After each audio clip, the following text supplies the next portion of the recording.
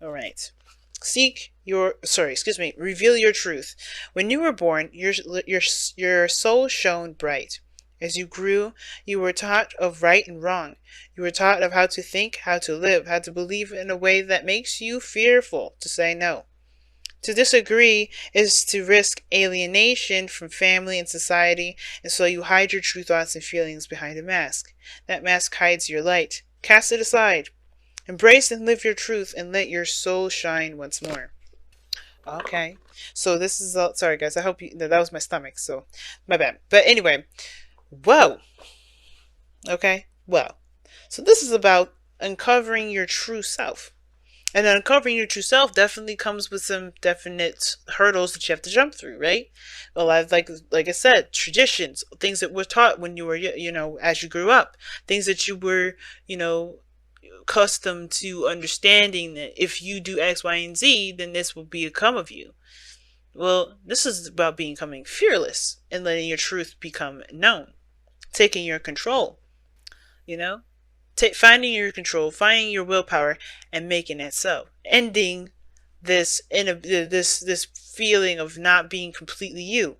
Maybe starting from scratch and being able to heal, but ultimately to be you and stop with this inability to take control of your own life and do things in the way that you want to do them. Now, going into this relationship, this is the side I typically read for my clients. If you guys want your own soulmate reading, though, you can do so in Instago. But this is how I read for soulmate readings as far as you goes. But you're welcome to go into this side if this resonates with you better than this side, okay? Because this is just a general reading for you guys to see how this reading is going to go for you in a general manner. But, okay, how are you going into this relationship? The relationship between you and the soulmate has a lot to do with not necessarily value, whether or not this is something you really want to continue to put your hard work and effort towards. Some of you guys, this may be, also trying to figure out what needs to be done to, to further the connection, to further the relationship. I think you guys hit a point in period where you kind of can't do more at this moment. So you're looking at other things that you could do in the meantime to kind of, to keep the momentum going. But I feel like you guys are also looking at what work needs to be done along that process. And it does kind of bring up, a bit of, I don't want to say frustration or sadness, but I kind of get this feeling like it definitely looks like work. It doesn't look like fun. It just looks like it's, what did you commit to? What are you willing to do? What is your focus? And I feel like you guys are trying to figure out, like if this is something you really do want to get back into, some of you, because, this is going to require you to really put your whole entire focus into it. And you don't know if you're necessarily ready. You don't know if you want to do that, considering that you've already come so far, but you're still not at the point where you want to be. Now, the other person here has got the King of Cups. This person definitely is very much in love. This person knows what they want, knows what they feel, very aware of it. And I feel like with the King of Cups in the headspace, I always see this person as they know what they want, they know what they feel, and they know how they want to feel. And when I seen the Queen of Cups in a lot of these times, I've always felt like this person really loves this individual. This person knows who they love. They see this other person. They think about this other person and being romantic and dreamy.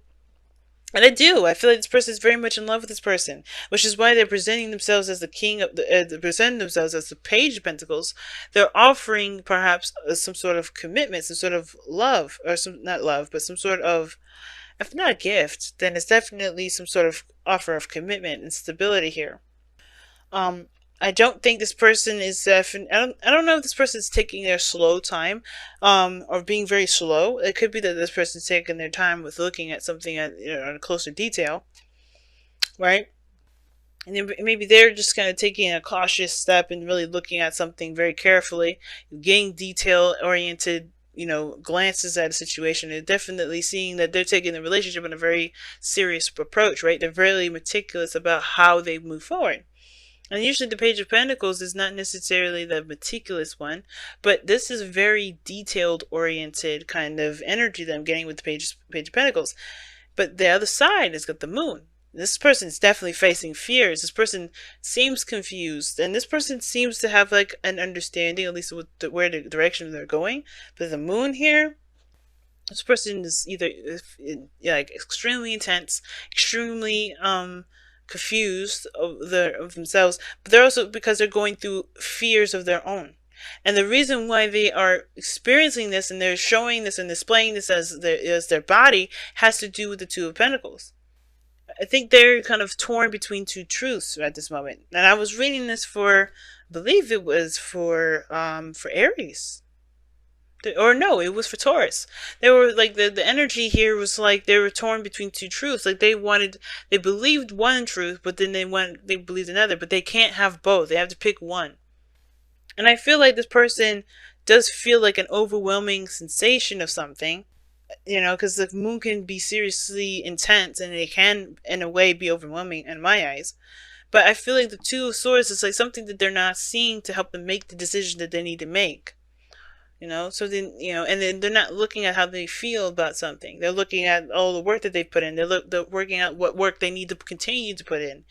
And that can cause a lot of confusion because what they want, what their heart wants, may be different from what their mind is trying to tell them they should want.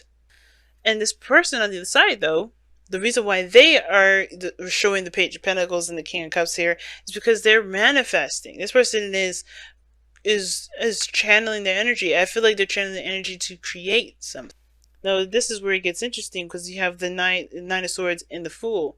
Now, we do have stress and anxiety here and maybe doubts.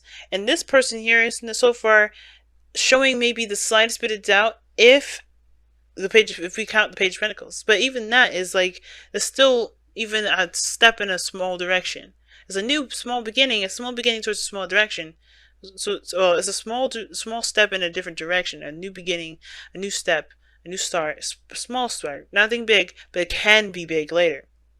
And the Magician shows potential in my eyes. Like the Magician is, channeling energies and knowing the power rests within you to make something happen, to create something, to manifest something into your life. It takes you to do it. And I feel like this person understands that, which is why they're not moving so fast. They're taking a little bit of a closer look. They know what they want to feel, and they're trying to make sure this is actually that direction. Because they know once they start going down that road, they can only, it only goes further from there. But the challenge is the Ten of Swords. I'm going to clarify that.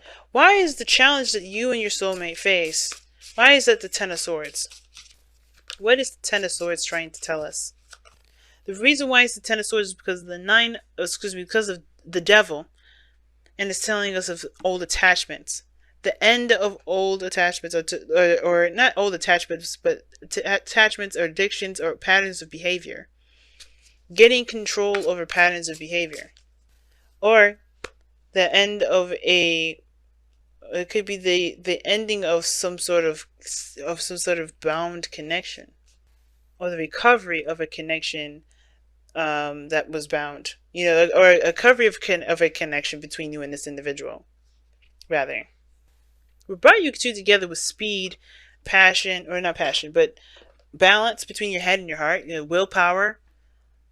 Taking control of your life, taking control of yourselves. That's what brought you two together. It was interesting, like something drove you both together. That independence, that goal-oriented sort of feeling for you guys, like that's what brought you two together.